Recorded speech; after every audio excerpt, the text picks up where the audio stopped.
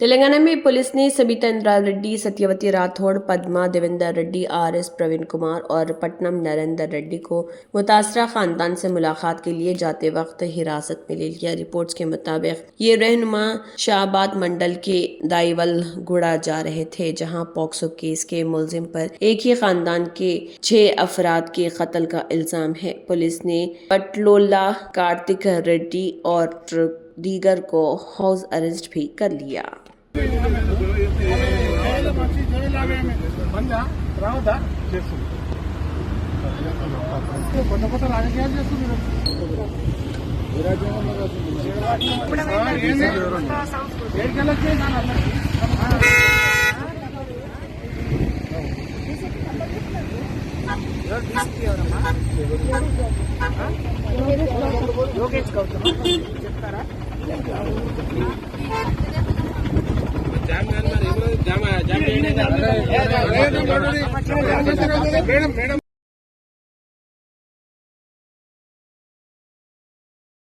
फातिमा शिराज लेकर आए हैं हर्बल वेट मैनेजमेंट सॉल्यूशन। कुदरती जड़ी बूटियों से तैयार करता स्लिम एज बॉडी राइट और टर्मिक क्योर, जो बगैर सख्त डाइटिंग, बगैर साइड इफेक्ट्स, सिर्फ कुदरती तरीके से वजन कम करे। वेट मैनेजमेंट को अपनाएं और खुद को पुरएतमाद, हल्का और सेहतमंद महसूस करें।